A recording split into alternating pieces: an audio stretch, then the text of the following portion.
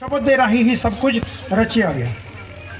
ਜਦੋਂ ਉਤਪਤੀ ਦੇ किताब ਦੇ ਵਿੱਚ ਅਸੀਂ ਪੜ੍ਹਦੇ ਹਾਂ ਤੇ ਉੱਥੇ ਸਾਨੂੰ ਪੜ੍ਹਨ ਨੂੰ ਮਿਲਦਾ परमेश्वर बोलते गए और सूरज चंद तारे सब कुछ बनता चला गया।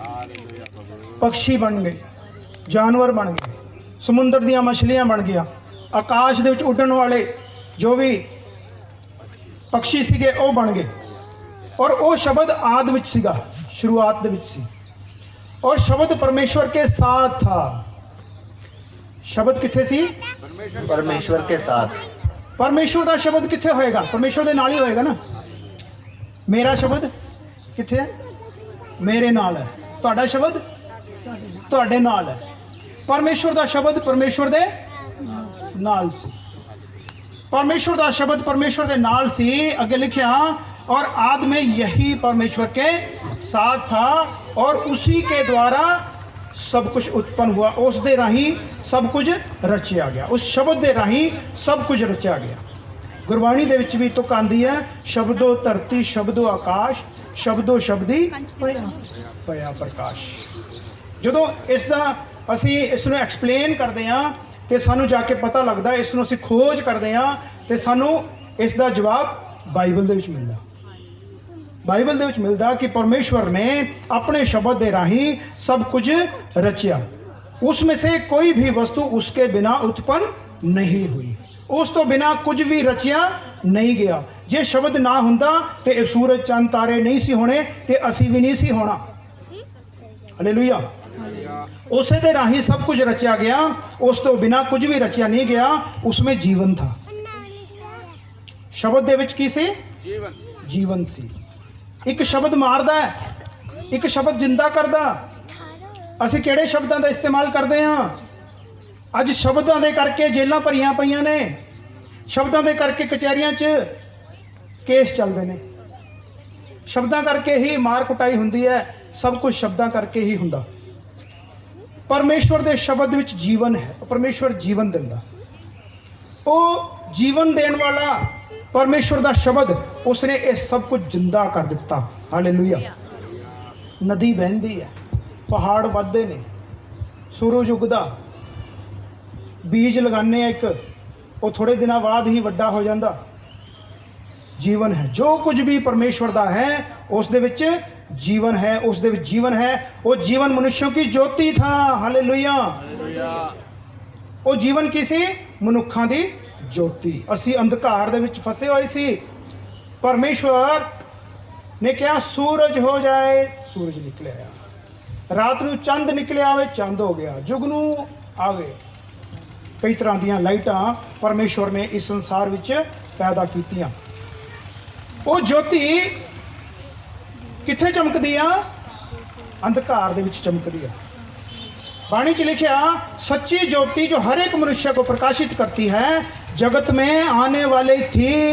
और आगे लिखिया वो जगत में था। हालेलुया। एक ज्योति संसार दे विच आने वाली सी। प्रभु यीशु मसीह ने कहा मैं जगत दी ज्योति हाँ, मैं जगत दा चानण हाँ। दूसरे पासे प्रभु यीशु मसीह ने कहा तुसी जगत दी ज्योति हो। ज्योति का काम की हुंदा? अंधकार नूं दूर करना। ज्योति का काम की है? अंधकार नूं दूर करना। वो ज्योति जिसने अंधकार नूं दूर किया, वो ज्योति इस संसार विच आने वाली सी। और दूसरे पासे की लिखिया एक वह जगत में था और जगत उसके द्वारा रचा गया और जगत में आने वाली थी। जगत में था, जगत उसके द्वारा उत्पन्न हुआ, जगत ने उसे नहीं पहचाना। ज्योति जो आने वाली सी संसार दे विच, वो तो पहले ही तो सी। वो किते गई नहीं सी। बल्कि जदों इसनूं असीं अगे पढ़ते चले जाते हैं तो सानूं समझ आंदा कि वो ज्योति कौन सी। और वो जगत विच आया और जगत ने उसनूं नहीं पहचानिया। पर अगे बाणी च लिखिया जिन्हां ने उसनूं कबूल किया, ग्रहण किया, उसने उन्होंने परमेश्वर की संतान होने का अधिकार दिता।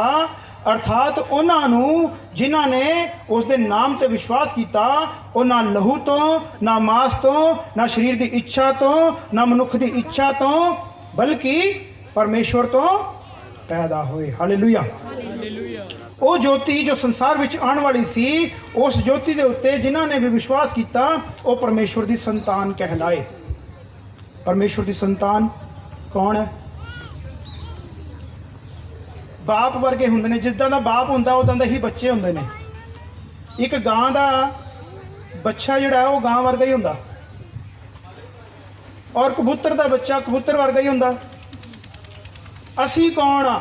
ਬਾਣੀ ਸਾਨੂੰ ਦੱਸਦੀ ਆ ਕਿ ਉਹ ਜਿਨ੍ਹਾਂ ਨੇ ਪਰਮੇਸ਼ਵਰ ਦੇ ਉੱਤੇ ਵਿਸ਼ਵਾਸ ਕੀਤਾ, ਉਸ ਜੋਤੀ ਦੇ ਉੱਤੇ ਵਿਸ਼ਵਾਸ ਕੀਤਾ, ਉਸ ਦੇ ਇਕਲੌਤੇ ਤੇ ਵਿਸ਼ਵਾਸ ਕੀਤਾ, ਉਹ ਨਾ ਮਾਸ ਤੋਂ ਨਾ ਲਹੂ ਤੋਂ ਬਲਕਿ ਪਰਮੇਸ਼ਵਰ ਦੀ ਇੱਛਾ ਤੋਂ ਉਹ ਪੈਦਾ ਹੋਏ, ਪਰਮੇਸ਼ਵਰ ਤੋਂ ਪੈਦਾ ਹੋਏ, ਪਰਮੇਸ਼ਵਰ ਦੇ ਪੁੱਤਰ ਕਹਿਲਾਏ। ਪ੍ਰਭੂ ਯਿਸੂ ਮਸੀਹ ਇਸ ਦੁਨੀਆ ਵਿੱਚ ਆਏ। ਉਹ ਜੋਤੀ ਜੋ ਸੰਸਾਰ ਨੂੰ ਰੋਸ਼ਨ ਕਰਦੀ ਹੈ, ਉਹ ਜੋਤੀ ਇਸ ਸੰਸਾਰ ਵਿੱਚ ਆਈ। ਅੱਗੇ ਜਦੋਂ ਵਚਨ ਨੂੰ ਪੜ੍ਹਦੇ ਹਾਂ ਤੇ ਬਾਣੀ ਸਾਨੂੰ ਕਲੀਅਰ ਹੋ ਜਾਂਦਾ, और वचन देहधारी हुआ, अनुग्रह और सच्चाई से परिपूर्ण होकर हमारे बीच में डेरा किया, और हमने उसकी ऐसी महिमा देखी जैसे पिता के इकलौते की महिमा। पिता दा इकलौता पुत्र प्रभु यीशु मसीह, ਉਹੀ वचन जो परमेश्वर ਦੇ ਨਾਲ ਸੀ, ਉਹ परमेश्वर ਦਾ वचन ਦੇਹ ਧਾਰਨ ਹੋ ਕੇ ਇਸ ਸੰਸਾਰ ਵਿੱਚ ਆ ਗਿਆ। ਅੱਜ ਜੇਕਰ ਆ ਦੇਖੋ ਕੈਮਰੇ ਲੱਗੇ ਹੋਏ ਨੇ, ਕੈਮਰੇ ਚੱਲ ਰਹੇ ਨੇ, ਤੇ ਮੇਰੀ ਆਵਾਜ਼ ਦੀ ਫੋਟੋ ਖਿੱਚ ਰਿਹਾ ਕੋਈ? ਆਵਾਜ਼ ਦੀ ਫੋਟੋ ਕੋਈ ਨਹੀਂ ਖਿੱਚ ਰਿਹਾ, ਖਿੱਚੀ ਵੀ ਨਹੀਂ ਜਾ ਸਕਦੀ। ਆਵਾਜ਼ ਨੂੰ ਅਸੀਂ ਸੁਣ ਸਕਦੇ ਹਾਂ ਪਰ ਉਸ ਦੀ ਫੋਟੋ ਖਿੱਚੀ ਨਹੀਂ ਜਾ ਸਕਦੀ। ਪਰਮੇਸ਼ਵਰ ਨੇ ਆਪਣੀ ਆਵਾਜ਼ ਦੇ ਰਾਹੀਂ ਇਸ ਸੰਸਾਰ ਦੇ ਨਾਲ ਗੱਲਾਂ ਬਾਤਾਂ ਕੀਤੀਆਂ, ਪਰ ਕਈ ਵਾਰ ਅਸੀਂ ਡਰ ਜਾਂਦੇ ਸੀ, ਕਈ ਵਾਰ ਸਾਨੂੰ ਸਮਝ ਨਹੀਂ ਸੀ ਆਉਂਦਾ। ਫਿਰ ਕੀ ਹੋਇਆ? ਪਰਮੇਸ਼ਵਰ ਨੇ ਆਪਣੀ ਆਵਾਜ਼ ਨੂੰ ਦੇਹ ਧਾਰਨ ਕਰ ਦਿੱਤਾ। ਸ਼ਬਦ ਦੇਹ ਧਾਰੀ ਹੋ ਕੇ ਇਸ ਸੰਸਾਰ ਵਿੱਚ ਆ ਗਿਆ। ਸ਼ਬਦ ਨੇ ਦੇਹ ਧਾਰਨ ਕਰ ਲਿਆ। ਜਿਸ ਤਰ੍ਹਾਂ ਇਹ ਮਾਈਕ ਜੋ ਹੈ ਇਸ ਦੀ ਇੱਕ ਦੇਹ ਹੈ, ਇਹ ਮਾਈਕ ਦੀ ਇੱਕ ਬੋਡੀ ਹੈ, ਇੱਕ ਬੋਡੀ ਹੈ ਇਸ ਮਾਈਕ ਦੀ। ਇਸੇ ਤਰ੍ਹਾਂ ਇਹ ਬੈਲੂਨ ਹੈ, ਇਸ ਦੀ ਇੱਕ ਬੋਡੀ ਹੈ। ਲੈਕਚਰ ਸਟੈਂਡ पे ਹੈ, ਇਹ ਸਾਰਿਆਂ ਦੀ ਬੋਡੀ ਹੈ। ਲੇਕਿਨ ਕੁਝ ਬੋਡੀਲੈਸ ਨੇ, ਉਹਨਾਂ ਨੂੰ ਅਸੀਂ ਆਤਮਿਕ ਸੰਸਾਰ ਦੀਆਂ ਗੱਲਾਂ ਕਹਿ ਦਿੰਦੇ ਆ।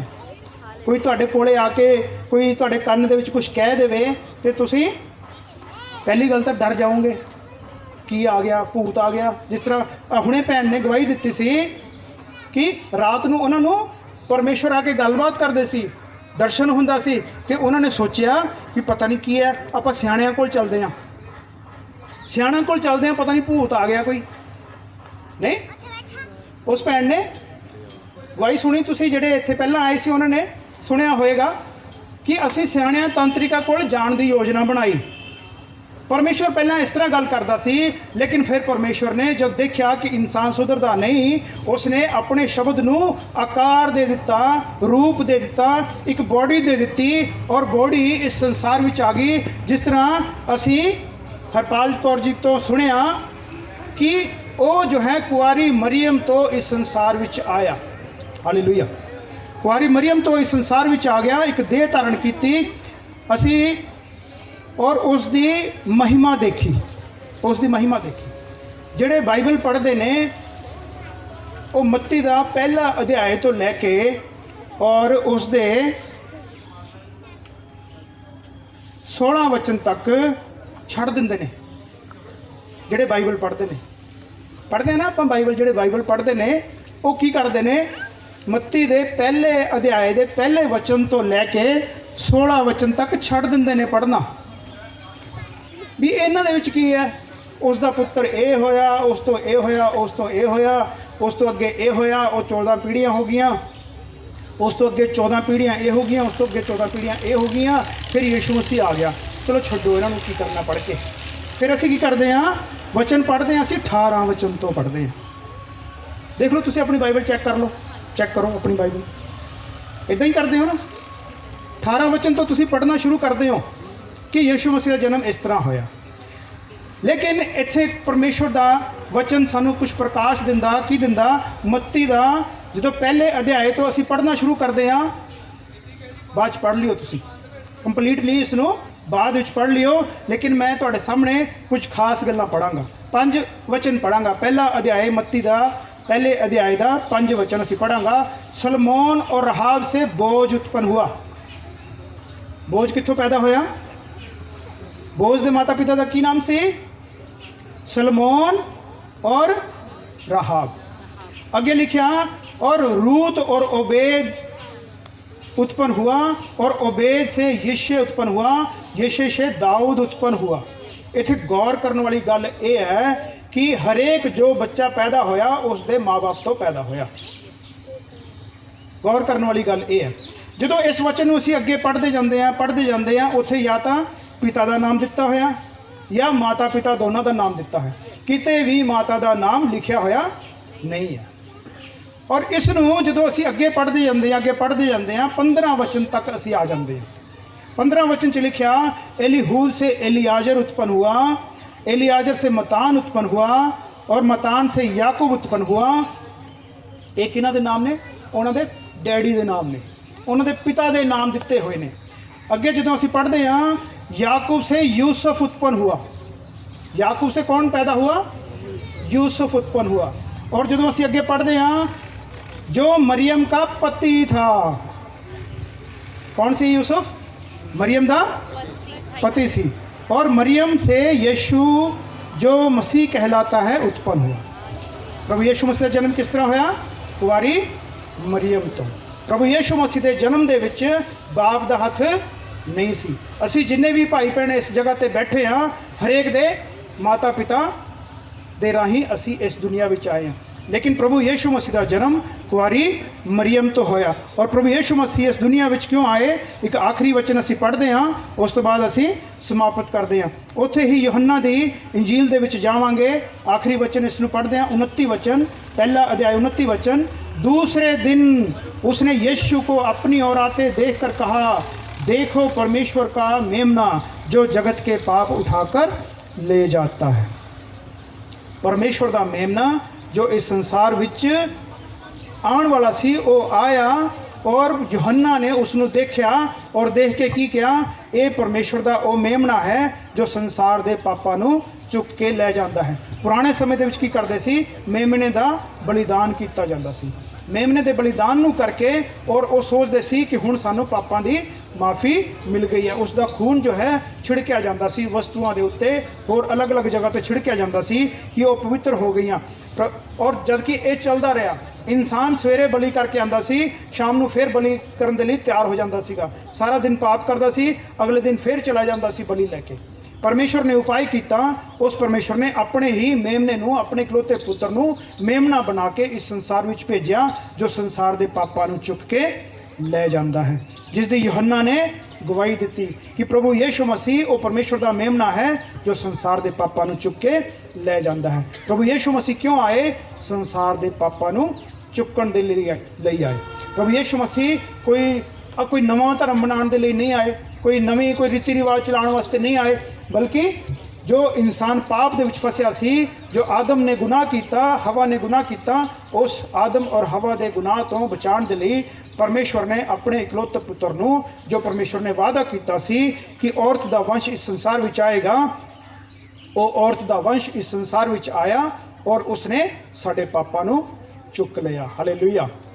प्रभु यीशु मसीह जदों तुहाडे जीवन दे विच तुहाडे दिल विच आंदा है, तुहाडे वड्डा दिन तुहाडे लई उस दिन है जदों प्रभु यीशु मसीह तुहाडे जीवन दे विच आंदा है। वो किसी भी दिन हो सकता है। प्रभु यीशु मसीह संसार विच क्यों आए? साड़ियाँ गलतियाँ, साडे गुनाहां नूं प्रभु यीशु मसीह माफ़ करने लई आए। साडे पापां दे बोझ नूं प्रभु यीशु मसीह ने अपने ऊपर ले लिया। हालेलुया। और ये जिहड़ा सुसमाचार है ये असीं हर रोज़ सुनाइए, दूसरों को दसीए कि प्रभु यीशु मसीह संसार विच क्यों आया है। हालेलुया।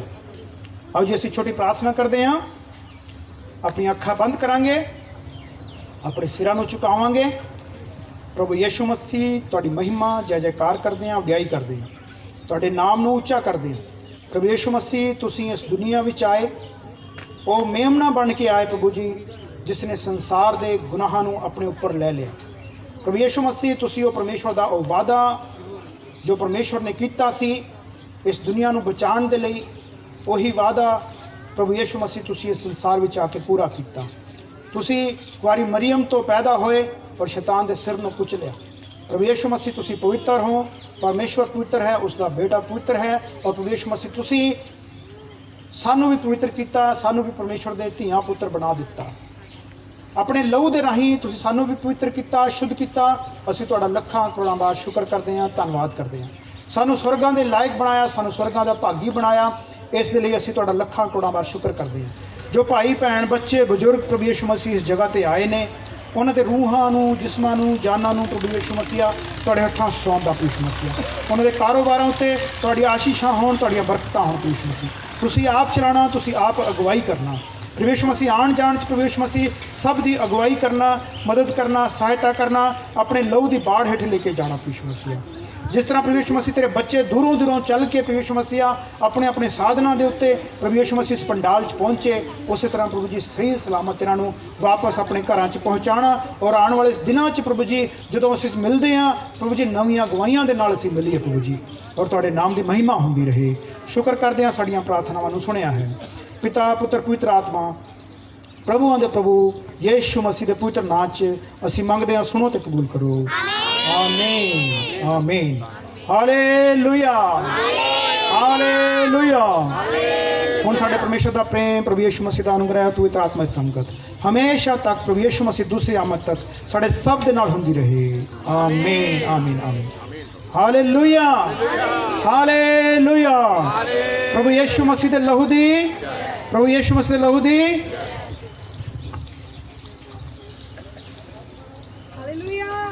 हालेलुया। सारे खुश हो जी? धन्यवाद यीशु दा। प्रभु ने अज बहुत सारे आशीष दी है, तो नवी नवी गवाहियां तुहाडे जीवन च होणगियां। पर साडा विश्वास जे प्रभु यीशु मसीह ते पक्का है तां होणगियां। जे असीं विश्वास नहीं करते तो कुछ भी होने वाला नहीं। धन्यवाद यीशु ते दा। आपां अज खुशी के दौरान एक केक कटदे हैं, थोड़ा लेके एक छोटा जिहा भजन गांदे हैं। प्यारे यीशु मैं तेरे फजल ਲਈ दिल तो शुक्र गुजार रहा, तेरा फजल मैनू रोज चलावे, लंगर तैयार सुबह है। शाम तेरा लंगर भी खा के धन्यवाद जाना। करो। थोड़ा धन्यवाद करते हैं प्रभु। रोटी पानी का इंतजाम है सब दे ਲਈ, कृपा करके खा के जाओ। प्यारे यीशु मैं तेरे फजल ਲਈ दिल तो शुक्र गुजार रहा, प्यारे यीशु मैं तेरे फजल ਲਈ दिल तो शुक्र गुजार रहा, तेरा फजल मैनू रोज चलावे, सुबह शाम तेरा धन्यवाद करा, तेरा फजल मैनू रोज चलावे, सुबह शाम तेरा धन्यवाद